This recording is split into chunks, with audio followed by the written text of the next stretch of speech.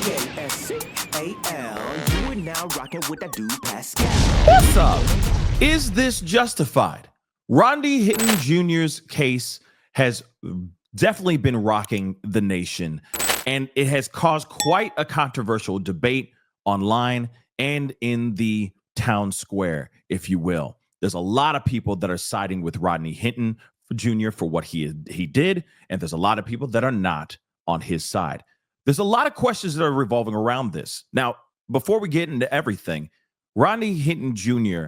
took the life of another officer. He ran that person down with his vehicle after viewing body cam footage of the demise of his son, who actually lost his life by police officers in a foot chase. Now, Ryan Hinton, his son, Rodney Hinton Jr.'s son, was running away from cops because of a stolen vehicle.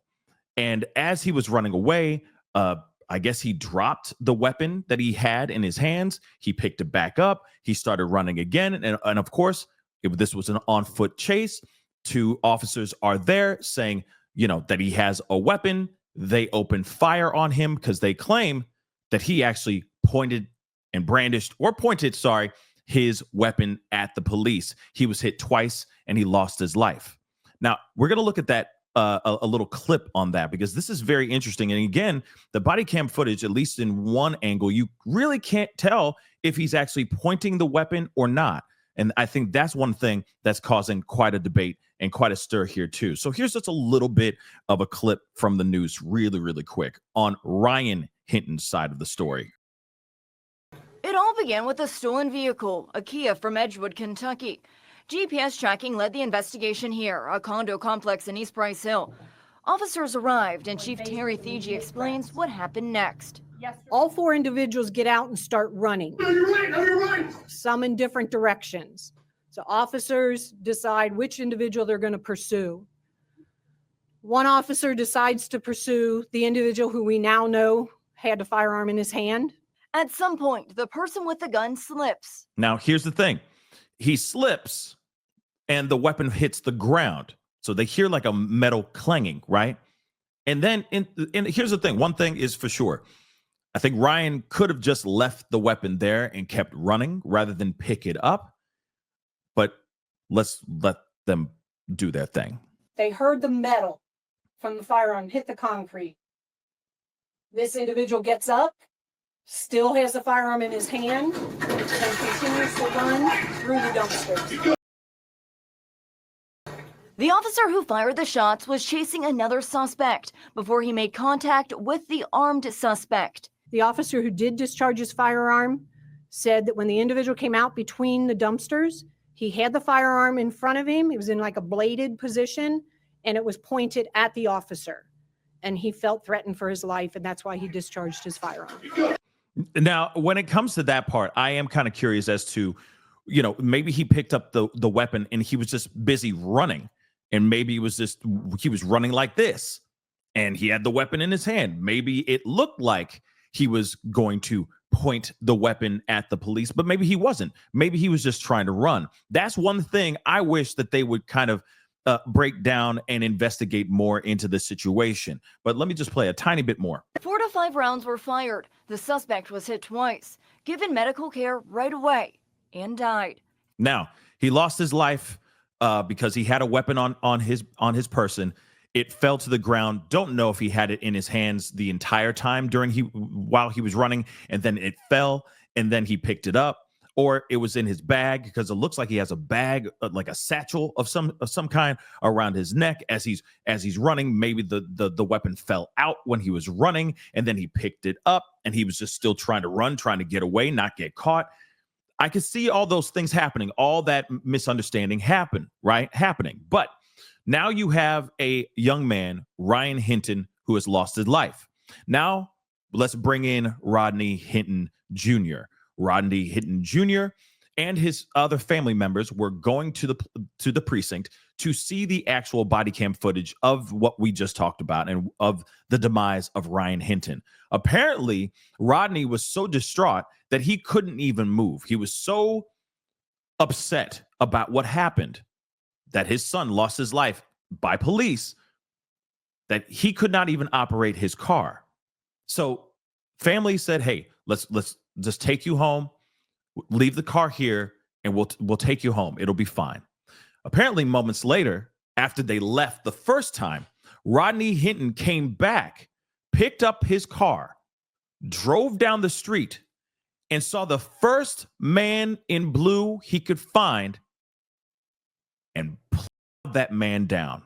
Now, that officer was Deputy Larry Henderson. Apparently, he's a retired cop. He was there directing traffic for a graduation in that area, and he has nothing to do with the demise of Ryan Hinton, Rodney Hinton Jr.'s son. I think that's really important to understand and hear. This was not a situation where Rodney Hinton Jr. was driving his car and just saw one of the officers that was involved in this tragic situation with his son, and then he put him down. No, this was a random cop. So it could have been anybody. It could have been a female cop. It could have been a male cop. It could have been anybody in blue, and he would have put this person down. Let me repeat one more time. Two wrongs most definitely don't make a right. But let me share with you guys this timeline, and you guys can hear a little bit more about this. And again, this is absolutely tragic because, again, I would hope that there would be more investigation into certain things, especially to the demise of Ryan Hinton.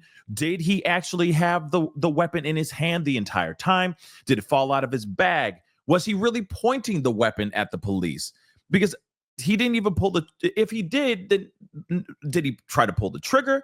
That's the one thing I'm kind of curious about as well. And I understand that he's running out from behind a dumpster. So I get that there's some concern that he might, like, as he's running out from from being behind somewhere, he could try to pop a few shots off. But it looks like he didn't do that either. So again, like I said, this is a very tragic situation. And I kind of wish that I definitely wish that Ryan Hinton just left the weapon on the ground and not picked it up. But like I said, the body cam footage is very blurry. I would love to see multiple angles of this, but it looks like there's only two angles. And of course, we're only taking what police are saying. And we have seen things in the past where police have made things up, have covered things up, have lied in the past to make their side look more right than anything else. And don't get me wrong, I'm not knocking police, okay? Not knocking police. But I do know that there are some bad apples out there. There are definitely some great cops out there too. But there's also cops that make mistakes right there in the heat of the moment too, and then try to cover that situation up so that they don't look like they're in the wrong. But again, I wish there was more investigation into this situation, and I wish that this situation did not transpire the way that it did, because let's be real, Deputy Larry Henderson did not deserve to lose his life in this fashion. He had nothing to do with this tragedy. I understand the frustration and the anger, but that man should still be alive today. Let's get into this. And of course, like I said, two wrongs definitely don't make a right, okay? Let's continue. Let's take a look at this timeline. They break it down pretty well here. Here's what we know right now about Rodney Hinton Jr.'s movements on Friday. A Cincinnati police detective said on May 2nd, shortly after 9:30 that morning, Rodney Hinton Jr., along with family, viewed body camera footage of a Cincinnati police officer shooting and killing his 18-year-old son, Ryan Hinton, the day before. Now, let me just show you guys this. Is he pointing it? Can you see if he's pointing it right there? I can't tell. I really don't. I really can't tell. But like I said, this is some blurry stuff. And to me, it looks like he's just trying to run. And he could just be pumping his arms. And he has the weapon in his hands as he's trying to run. I'm just saying, you know what I mean? Look at the body cam footage. I know other people are, just say, yeah, he was pointing to the gun. He shouldn't have done what he done. Absolutely. He shouldn't have had the weapon in his hands in the first place.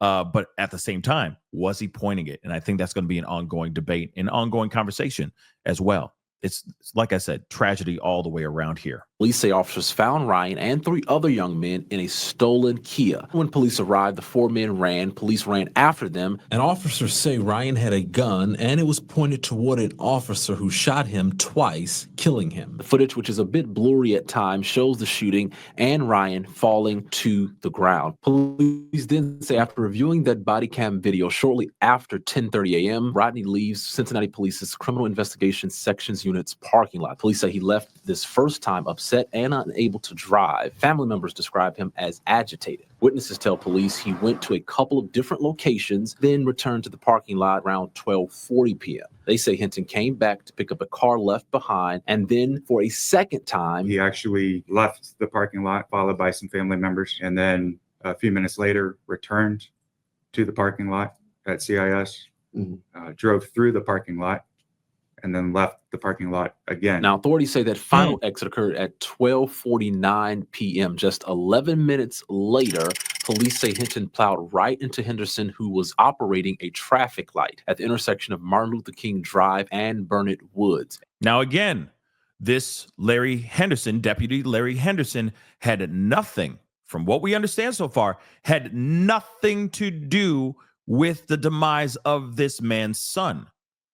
He just picked any man in blue and went after him.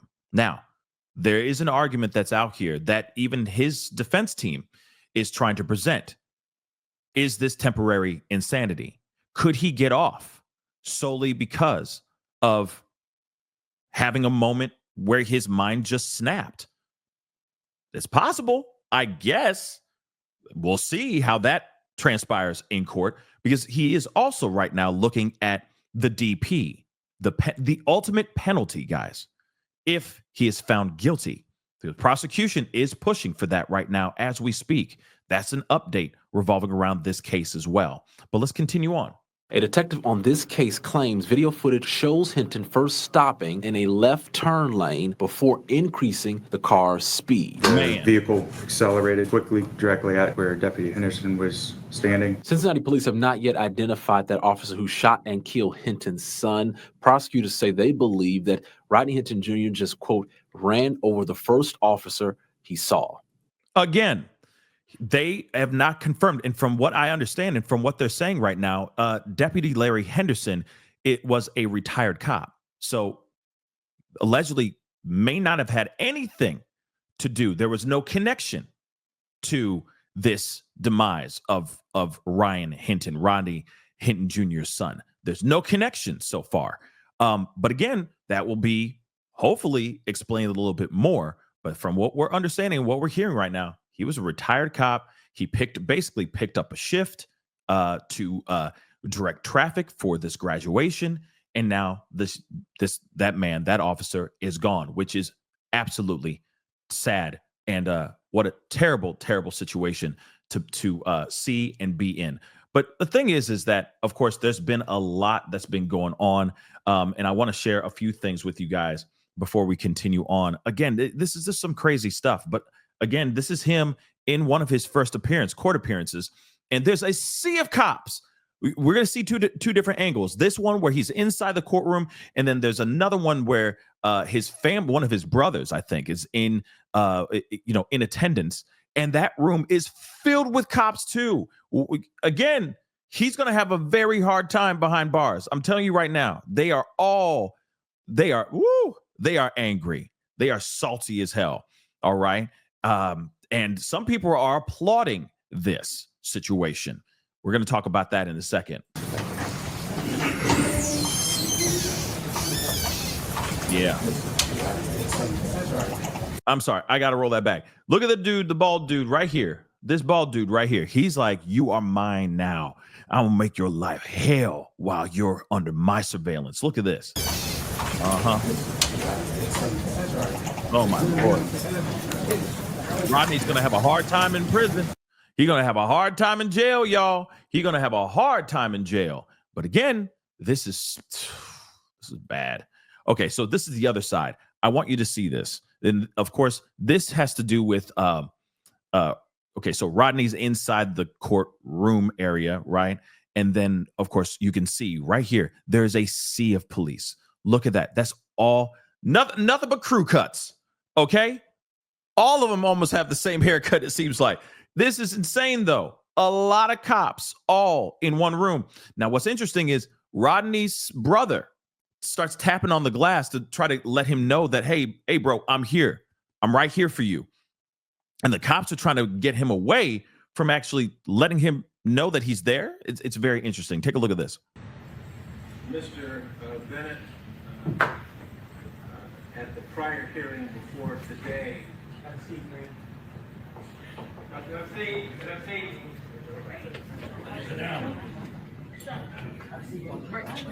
Man,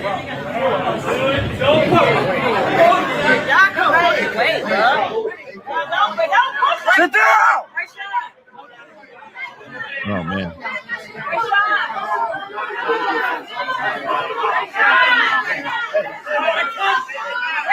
He's out of line! Under the color of law! He's out of line! Acting under the color of law! Acting under the color of law! Okay, absolute chaos and pandemonium happen on the other side of this window, and I don't know if he's doing something that's like I don't know if it's wrong for him to tap on the glass or anything of that sort. It's just family members trying to show support for their family. I mean, that's it. It doesn't matter. Like I said, we have our rights. Doesn't mean that I have to agree with them or agree with them. But at the same time, tapping on the glass, like what is he doing wrong by tapping on the glass? But I don't know if that's like, against the rules or against the law there. I have no idea. But nonetheless, people are very upset about this situation. There has been a lot of reaction about this.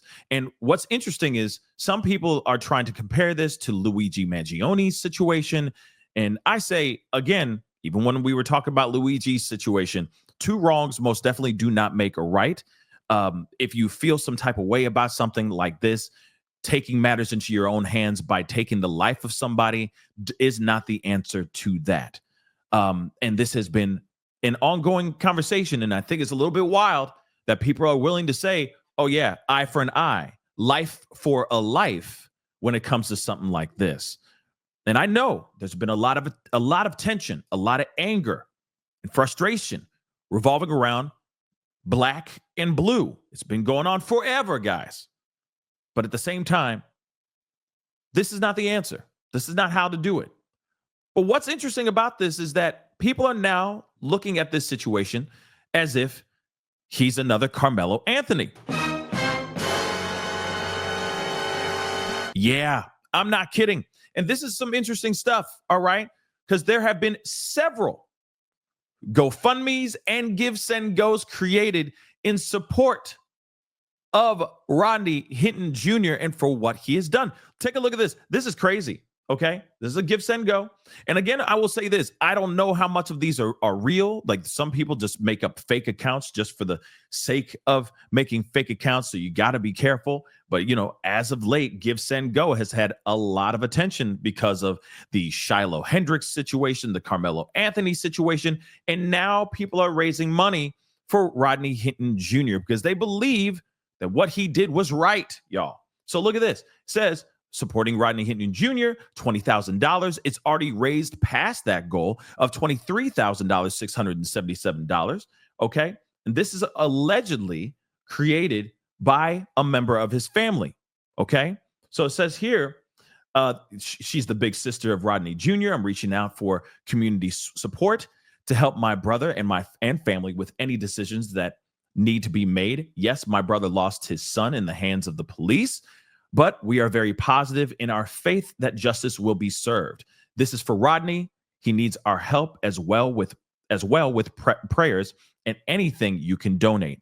As I send my deepest condolences to the sheriff's family, I am praying personally one day God and your family can forgive him. Mental health is real. It's a real thing. Please check on your people who show signs of mental illness. It starts with listening first. I appreciate the overwhelming support we have received so far. God bless you all. I thank each and every one of you. Thank you for helping us reach our goal. And of course, thank you for donating, blah, blah, blah. Here's the thing, though. She's basically saying that, hey, he did that. And of course, she's sending her condolences to the deputy's family because that man didn't deserve to die.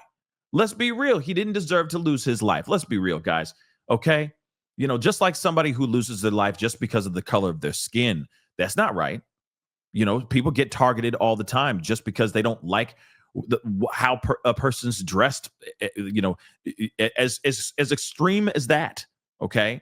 Or don't like their orientation, right? Holding hands, a man holding hands with another man. Somebody loses their life like that. It's like you didn't even know that person from a can of paint, and that person loses their life. It's not right. But now they are starting to use the temporary insanity, mental health, as a part of the reason why Rodney Hinton Jr. did what he did.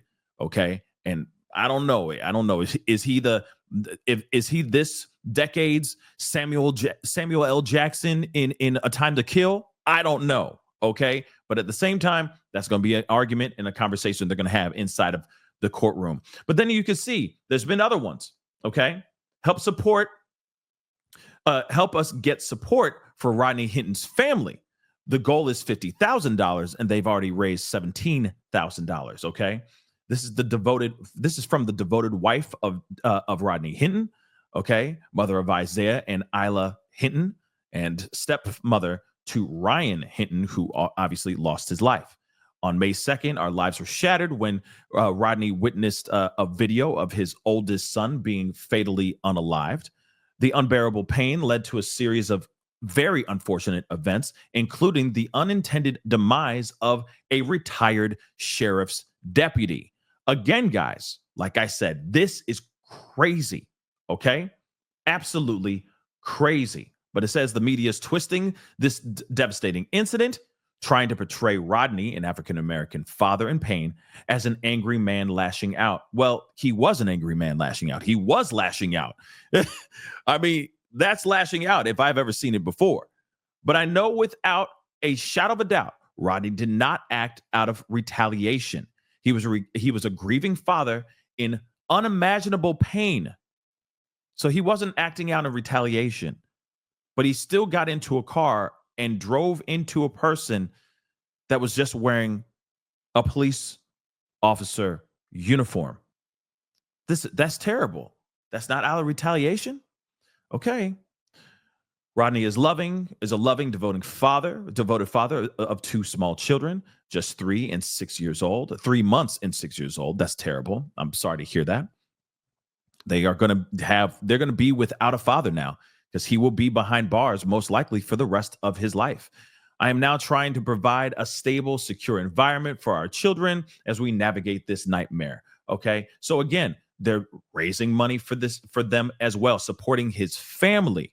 Okay. Because again, if he was, let's just say he was the sole breadwinner, it's possible that, they might need that cash. All right. But again, you got to remember Shiloh Hendricks, she's raising close to $1 million right now, guys. And people are applauding the hell out of that one too. It's wild. Okay. We are living in a wild time. Another one, $50,000. I don't know, justice for people of color or POC. Okay. And I don't know if this one's real, but again, you got another one that's trying to raise $50,000 so far. Only $1,000, a little over $1,000 has been raised. But here's the thing, guys, this is absolutely crazy. Another Carmelo Anthony situation with the give, send, go stuff. Obviously, this is still splitting the room. This is racially divided. This is very politically divided. And I say this, like I've said before, 2 wrongs don't make a right. Street justice is not warranted, is not needed. And it's just sad that this situation did go down the way it went down. I get being in grief. I get being angry. I get being sad. I get even having your mind snap because you just can't believe that you are going to be burying your kid and not the other way around. We all want our kids to fully see the full potential of their lives and bury us when the time comes. But do we take matters into our own hands like this and take another innocent officer's life that was just on the street, retired, directing traffic? I say no. Two wrongs don't make a right. My thoughts and prayers go out to the Hinton family and to that officer that lost his life as well, because this whole situation is affecting all of them. This is a massive ripple in this very tragic pond. And a lot of people's lives are going to be changed forever, solely because one person took matters in their own hands when they shouldn't have. Anyway, guys, that's the video. Comment down below. Let me know what your thoughts are. Hit that like button down below. Crush that subscribe button. And we'll talk here very, very soon. Be good to yourselves. Be good to one another. This is The Pascal Show. Bye. Pascal. You are now rocking with that dude Pascal. We be going wild.